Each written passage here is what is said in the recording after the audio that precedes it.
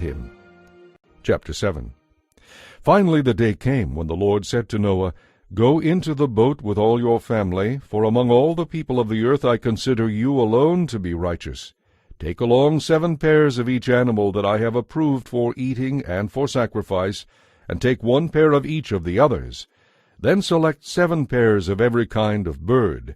There must be a male and a female in each pair to ensure that every kind of living creature will survive the flood. 1 week from today I will begin 40 days and 40 nights of rain, and I will wipe from the earth all the living things I have created."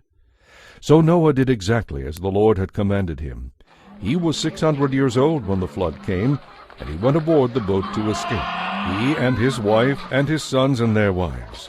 With them were all the various kinds of animals, those approved for eating and sacrifice and those that were not, along with all the birds and other small animals. They came into the boat in pairs, male and female, just as God had commanded Noah. 1 week later, the flood came and covered the earth. When Noah was 600 years old, on the 17th day of the 2nd month, the underground waters burst forth on the earth, and the rain fell in mighty torrents from the sky. The rain continued to fall for 40 days and 40 nights. But Noah had gone into the boat that very day with his wife and his sons, Shem, Ham, and Japheth, and their wives. With them in the boat were pairs of every kind of breathing animal, domestic and wild, large and small, along with birds and flying insects of every kind. 2 by 2 they came into the boat, male and female, just as God had commanded. Then the Lord shut them in.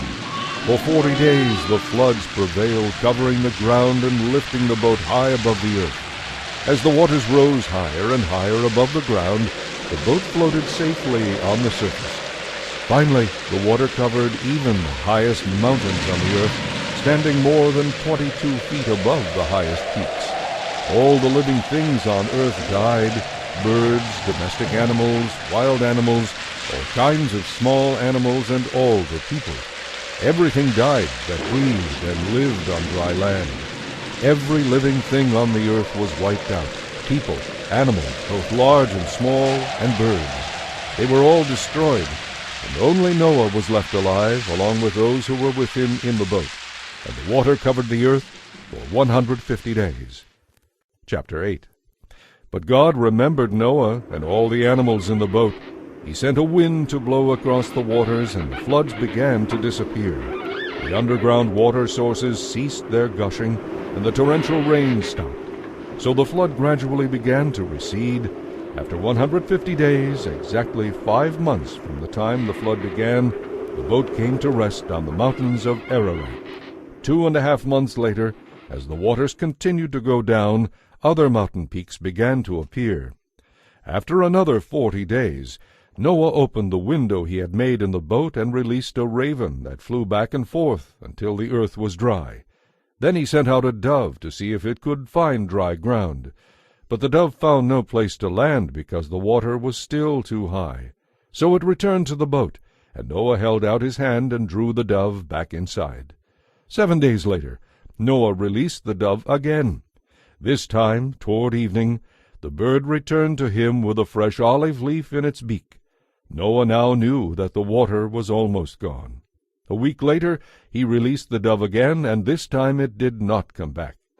Finally, when Noah was 601 years old, 10.5 months after the flood began, Noah lifted back the cover to look. The water was drying up. 2 more months went by, and at last the earth was dry. Then God said to Noah, "Leave the boat, all of you. Release all the animals and birds so they can breed and reproduce in great numbers." So Noah, his wife, and his sons and their wives left the boat, and all the various kinds of animals and birds came out, pair by pair. Then Noah built an altar to the Lord and sacrificed on it the animals and birds that had been approved for that purpose. And the Lord was pleased with the sacrifice and said to himself, "I will never again curse the earth, destroying all living things, even though people's thoughts and actions are bent toward evil from childhood. As long as the earth remains, there will be springtime and harvest, cold and heat, winter and summer, day and night.